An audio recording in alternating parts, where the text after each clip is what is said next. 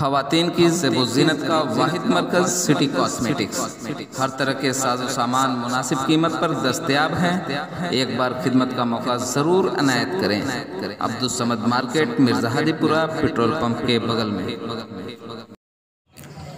नाजरीन, आपका आगमऊ में खैर मकदम है। मैं हूं नौशाद अंसारी। आदाब नाजरीन, समाजवादी पार्टी के फाउंडर मेंबर व साबिक रियासती काबीना वज़ीर मोहम्मद आज़म खान आज बिल आखिर 27 महीने जेल की सलाखों में गुजारने के बाद सुप्रीम कोर्ट की ज़मानत पर जेल से बाहर आए। इस दौरान उनके चाहने वालों ने अपने लीडर का शानदार इस्तकबाल और खैर मकदम किया।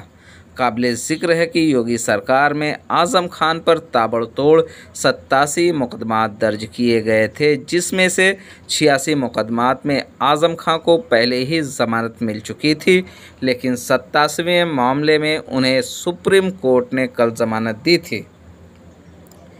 जेल से रिहा होने के बाद आज़म खान अपने अंदाज में सहाफ़ियों से गुफ्तगू करते हुए कहा कि इस दरख्त में अपने ही जहर डालने का काम कर रहे थे।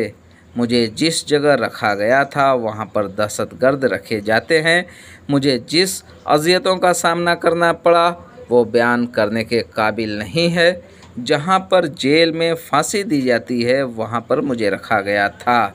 आज़म खान को जेल से लेने शिवपाल यादव के अलावा दिगर सियासी जमातों के लीडरान जेल पहुँचे, लेकिन सपा सुप्रीमो अखिलेश यादव का दूर दूर तक पता नहीं था। ऐसे में जेल से रिहा होने के बाद आज़म खान का यह कहना कि इस दरख्त में अपने ही जहर डालने का काम कर रहे थे, उसे क्या समझा जाए? क्या आज़म खान का इशारा अखिलेश यादव की तरफ तो नहीं, या फिर मुलायम सिंह की तरफ है? उनके इशारे का क्या मतलब समझा जाए? वैसे तो आज़म खान पहले ही अखिलेश यादव, मुलायम सिंह यादव व सपा से नाराज़ चल रहे थे, लेकिन जेल की रिहाई के बाद अब उनका अगला कदम क्या होगा वो आने वाले चंद दिनों में वाज़ह हो सकता है कि आज़म खान असल में क्या रुख अख्तियार करना चाहते हैं। लेकिन इतना तो ज़रूर है कि यूपी की सियासत में कुछ नया ज़रूर होने वाला है, जिसका अंदाज़ा आज़म खान के रद्द अमल से लगाया जा सकता है।